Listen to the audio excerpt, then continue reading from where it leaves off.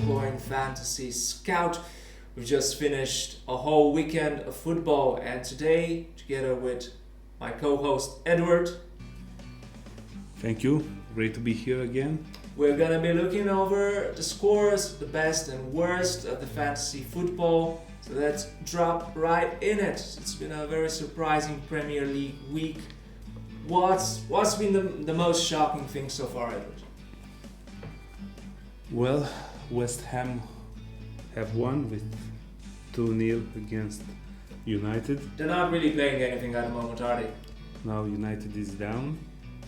And from the fantasy football perspective, I am glad Felipe Anderson is getting back into shape.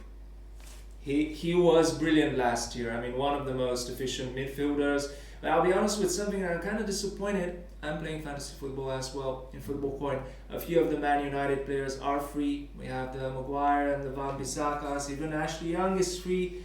They're not really doing anything at the moment. Can we expect them to get back to form? In this moment, I will not risk with United players in my draft. I will avoid them at least 2 or 3 rounds. But I'm not an expert on the English Premier League. I am playing mostly Bundesliga and the Russian Premier League. Let's talk a little bit about that. I know you had some success in the Russian Premier League. Tell us what happened. What are your highlights? So, all the favorite teams in this moment for the title are Zenit and CSK Moscow. And Zenit, for one, I know is mostly winning everything. Obviously, it's one of the teams with the higher budgets, a team to watch in Europe as well. Can you see them dominating the Russian Premier League for the time to come? Well, let's not forget that the European competitions have started, and the rotation for the league and the European leagues is starting also. So for the moment, in the last round, Zenit destroyed Rubin Kazan with 5-0, but also CSK Moscow won against one of the title favorites, FC Krasnodar, with 3-2, and in this moment it's up to Zenit and CSKA Moscow for a title race. So what are you looking for when you're creating your Russian Premier League fantasy team? What are some of the pro tips, some secrets? First of all, you have to be cautious in the midfield. You need midfielders who are scoring goals. You need to look at the big teams. Like Vlasic. Yes, Vlasic is there. It's a player I don't change in my draft. Whatever happens, Vlasic is starting. Also, one of the players I don't change, it's Juba. Sure, powerhouse. Yeah, also scoring goals. Sobolev was good in the start of the season, but now it's dropping form. Also, Soviet of Samara, it's going down in the standings. Pretty good defense, I would say as well. I mean, many of the top 20 players in the Russian Premier League are goalies, actually. So players like Akinfeev, they're doing really well there. Yeah, it's not a surprise that Akinfeev is one of the best players in the game. Also, I see Samuel Gigot from Spartak Moscow. He's a defender that scores a lot of goals. Don't have to miss it out from your draft. And don't forget that the Russian Premier League, maybe doesn't have so many competitors in the aspect of fantasy football, but it's one of the hardest leagues in the world to predict the results and the players who do well. Right. So from one Premier League to another, I'm just going to go real quick over my highlights for this weekend in the Premier League. So obviously Manchester City were pretty much bullying Watford for the whole game. They ended up winning 8-0. So if you've had players from Manchester City, odds are they've done well. Bernardo Silva might just have scored one of the best scores in FootballCoin history. He got 71 points, obviously on strength of his hat trick. Also, not too shabby from Aubameyang once more, who he hasn't scored this week. But mostly what I saw were that the players from City, so your Bernardo Silvas and your Rodris, have scored particularly well. Trent Alexander-Arnold is also free, again, as is Andrew Robertson. Trent had a good weekend as well. He scored a goal. Liverpool has won. They've made it 6-6. And as for paid cards, again, those free attacking players from Liverpool, Roberto Firmino, Sadio Mane, Mohamed Salah, doing really well. It's a bit of an investment to get them in FootballCoin. They might just be worth your while. And my disappointment, I will admit, I got him for another week. He tricked me again. It's Jordan Pickford. It's not too good with those clean sheets right now. Let's move on from that. I know we've had a pretty exciting week in Germany as well. What are your highlights for the Bundesliga? Well, first of all, I'm very happy that I bought the Felipe Coutinho card, because now he's a player that... Do you see him staying in Germany for a long time? Yes, and he fits very well in Bayern Munich. He's starting every match. Müller is on the bench right now. Coutinho and Lewandowski are pairing very well. They are making a great duo in the Bayern attacking aspect. Lewandowski scored 2 goals, Coutinho a goal and an assist.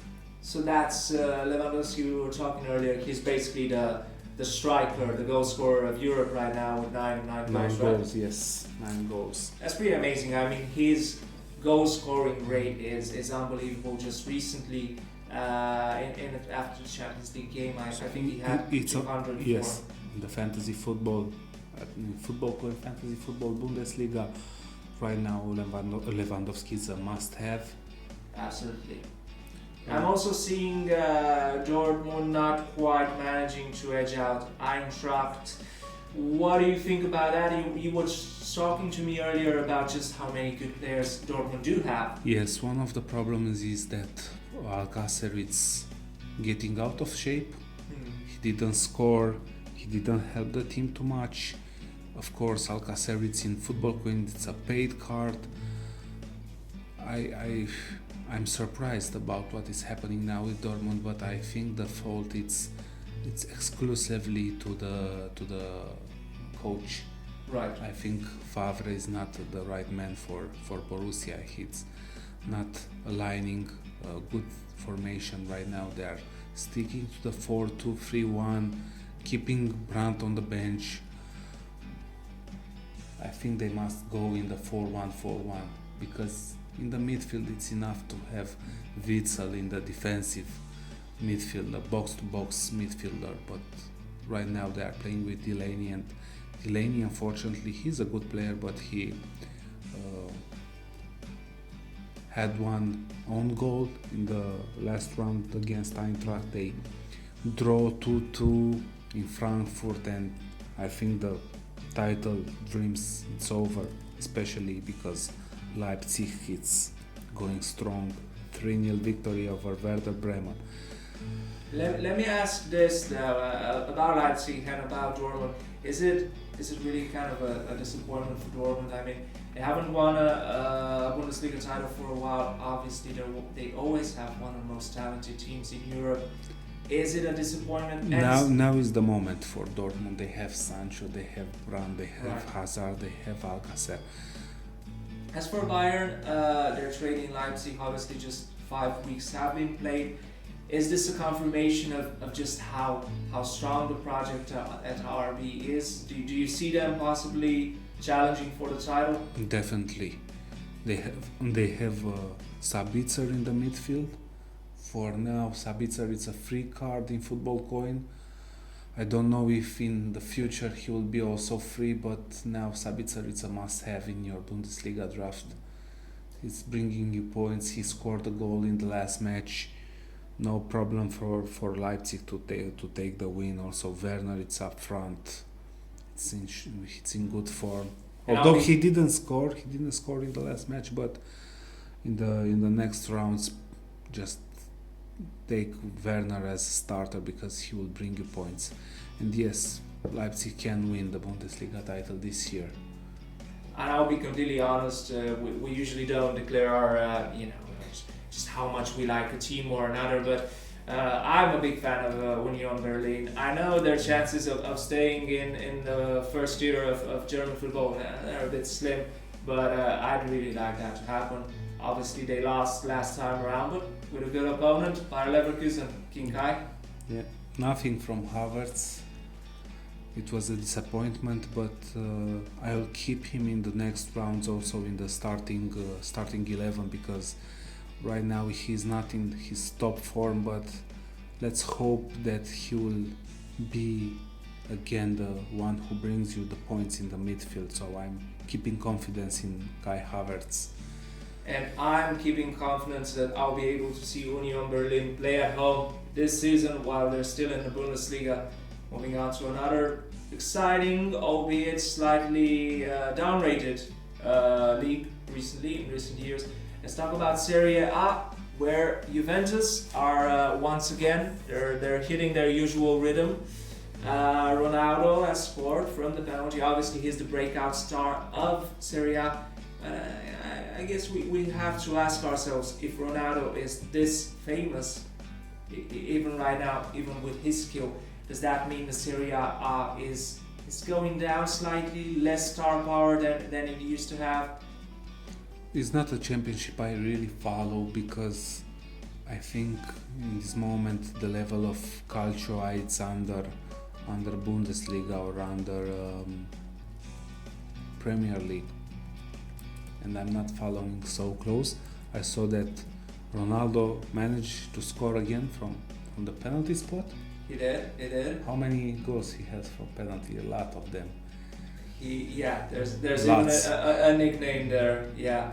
Well, the surprise this season is, or might just be, that obviously Inter has made some changes, as have other teams in the Serie A. But it's been going good for Inter.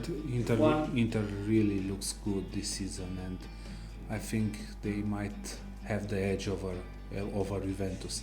But I am keeping an eye on my favorite Italian team, Napoli. Also, I see they have 9 points. Yeah, they're doing pretty well. I gotta be honest, a few players missing this week, kind of disappointing, especially if you were me. So obviously not much sight of Mandzukic at Juventus. Is even there? Dybala got a chance to start, but didn't do that particularly great. As for Napoli's Mertens, he was also missing in action, but there's plenty of attacking flair in the league. Obviously Romelu Lukaku, he's been an instant hit. And a lot of people would be calling Antonio Conte's Inter a real challenge for Juventus. They are a real challenge. Obviously, Juve haven't lost the Scudetto in, what has it been, 7 or 8 years, if I'm not mistaken. Besides that, there are a few other interesting teams. I mean, traditionally strong teams that play in Europe, your Romas and your Lazios, and even although they're not doing too well, Milan. So moving on from there, from the so excitement of the Serie A, we have to mention Spain, and we have to mention the elephant in the room. Not much of a week for Barcelona, although Real Madrid is limping towards their usual form. Again, Karim Benzema, a very underrated player, I would say, got the winning goal against Sevilla. Real Madrid is back winning, but the big story will be Barcelona. They've lost 2-0 to Granada. Obviously, even though Lionel Messi has made a return to the team. Yes, Barcelona is not the same team without Lionel Messi and without their concept. Barcelona right now is not playing what they have in the DNA, the beautiful game, and this is because of the lack of investments, lack of players. They hurried to take Griezmann, spend so much money.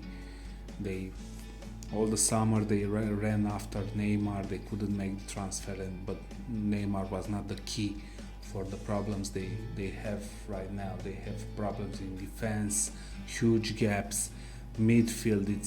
It's lacking creation. They don't have creation in the midfield. I'll be honest. I'm still willing to put my money on Frankie De Jong. Although there's just a lot of pressure on this young kid. Ajax did wonderfully last year, nearly made it to the final of the Champions League. De Jong was arguably their most influential player. Last week in FootballCoin, he performed. They need time in this moment, Barcelona, to find themselves, find their rhythm, and maybe that's what happens when a player becomes bigger than a club. Right now, Messi, it's bigger than all the team Barcelona has. And everyone seems to be expecting him to save them, right? Yes, to save them.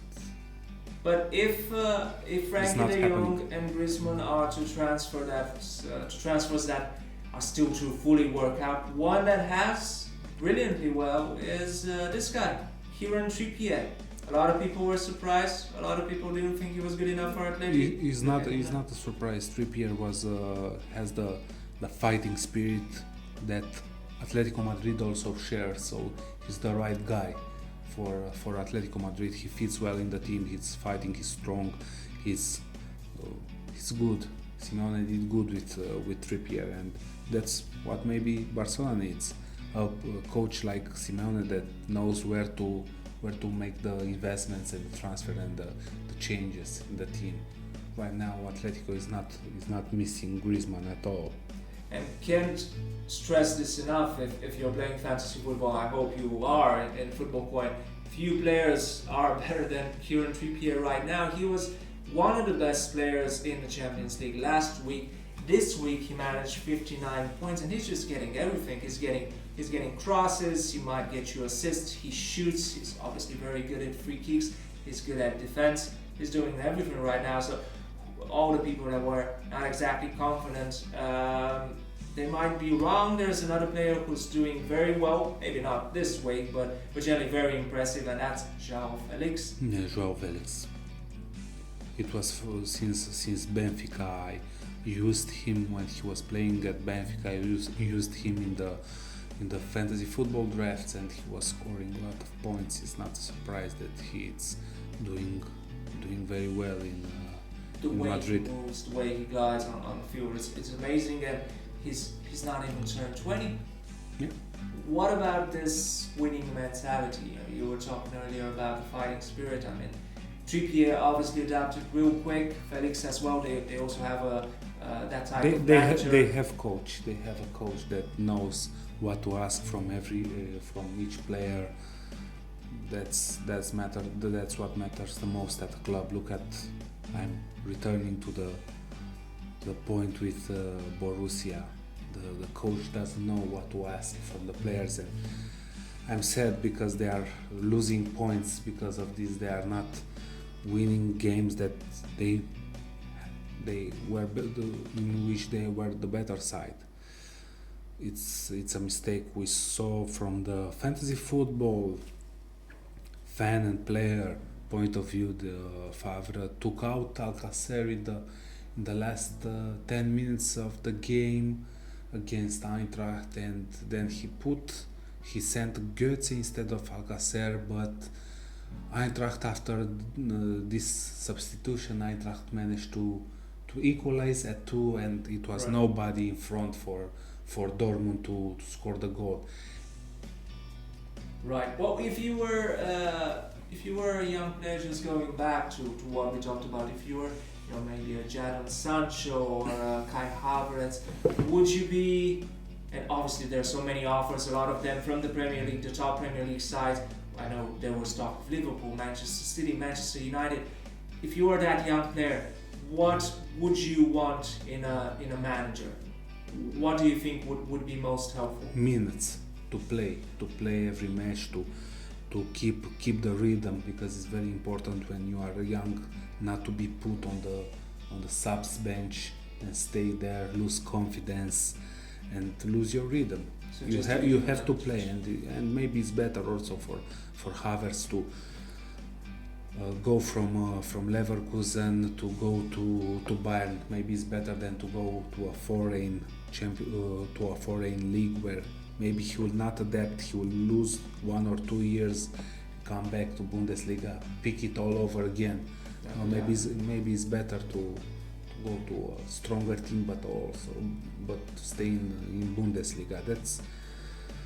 That's an advice I would do. So I'm gonna just segue real quick into talk of another player that was sort of a teenage sensation and doing much better now. Actually, this is Martin Odegaard in La Liga for Real Sociedad. Obviously, he's very famous for being bought. I think he was 15 or 16 by Real Madrid. Didn't get much time to play, but he's getting the time now at Sociedad, doing it very well. A lot of people are impressed pretty much week for week. One of the top performers, and of course that's probably also attracting the attention finally of Real Madrid. So plenty to look out there. That's about it for La Liga. What do we have in store? Well, for one thing, we're looking to extend and expand. So one of the things we will be doing is most likely hosting this podcast also on social media, and Facebook will be the first culprit. So look for us on social media, look for us on Facebook. It's the FootballCoin Fantasy Scout. And Edward, I think we have some plans for Friday. Can you tell us a bit about that? Yes, Friday we will return with a podcast to help the players with the predicted lineups, with the latest news before the competition starts, because in essence there is where you lose points. You put a player that won't play. Happened this week, in the last weeks, and also the European campaign is starting and the rotation will be more and more oftenly used, and big surprises will happen. One of the examples is that we will arrive in the point where even Jadon Sancho will be a sub because he will have to play the big Champions League matches, and you will lose points if you put Sancho in the team and he will be benched, will get 0 points. Absolutely, yeah. We definitely have to watch out for that. And this is, we'll have to mention it, your suggestion, but a very good one. Talk to us a bit about the questions. Yes, we'll receive each podcast. We'll try to answer 5 questions from our followers, because that's the reason of this podcast, to enjoy football, to enjoy fantasy football, and to communicate and help players get better and better, and to have a higher level of competition in FootballCoin. And I'll be honest with you, it's a talk about the community and just the fact that you can share your thoughts and your opinions, and just the constant discussions about football and about fantasy football that keep me interested. That's pretty much the time we have today for the FootballCoin Fantasy Scout. We shall be back this week giving you tips, hopefully some advice. Once again, Edward, thank you very much. Thank you, and see you Friday evening. And as always, this is the slogan, but we believe it, you are the manager.